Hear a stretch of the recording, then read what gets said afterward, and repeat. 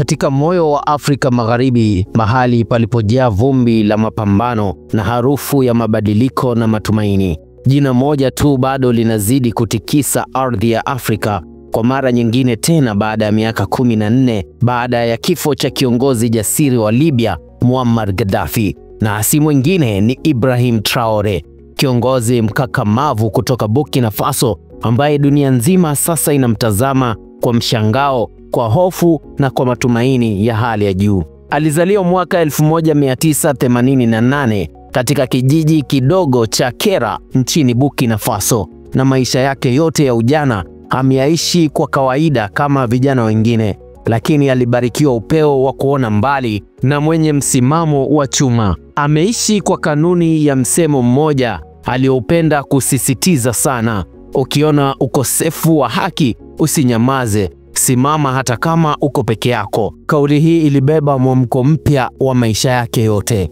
Ibrahim Traore aliwahi kusomea jiolojia katika chuo kikuu cha Ouagadougou, lakini hakuishia kusoma tu. Alisimama na wenzake akiongoza maandamano ya wanafunzi, akipinga mifumo kandamizi, akiwa hana tamaa ya madaraka, bali kilichokuwa kinamsukuma ni kiu ya haki. Mwaka wa 2009, Ibrahim Traore alijiunga jeshini na kuvaa sare, si kwa ajili ya mapigano tu, bali kwa ajili ya kulinda utu wa raia wa Burkina Faso. Aliwahi kushiriki kwenye mapigano ya Mali kwenye ujumbe wa Umoja wa Mataifa na kujulikana kwa ujasiri wake, hali iliyomfanya kupandishwa vyeo kwa uharaka. Mnamo Septemba mwaka 2022, kwa usaidizi wa wanajeshi waliokuwa wamevunjwa moyo na uongozi wa Burkina Faso uliojaa usaliti, Ibrahim Traore aliongoza mapinduzi ya kumuondoa Paul Henri Damiba, kiongozi aliyeshindwa kuleta mabadiliko aliyokuwa ameahidi.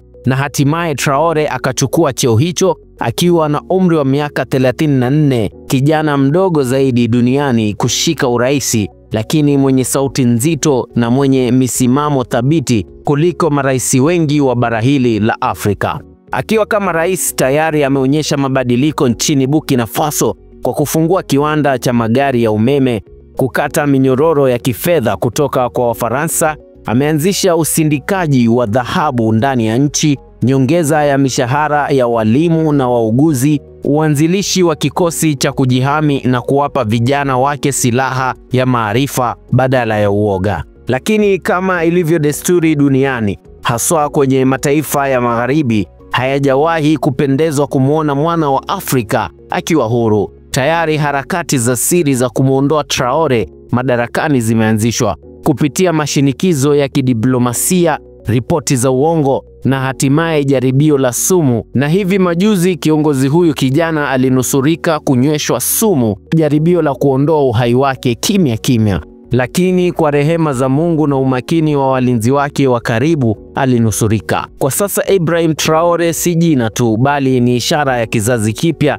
kinachosimama kutoka Afrika inayofufuka kutoka kwa vifungo vya kiuchumi na kisiasa. Ibrahim Traore anapigwa vita na wengi kwa sababu ya kusimamia ukweli na haki. Anapigwa vita kwa sababu yeye ni kielelezo cha kuwaamsha waliolala. Anapigwa vita kwa sababu hawezi kununuliwa wala kutishiwa na mtu yoyote. Azimio lake ni moja tu: kuendelea kuipigania Burkina Faso iwe yenye heshima, utu na uhuru.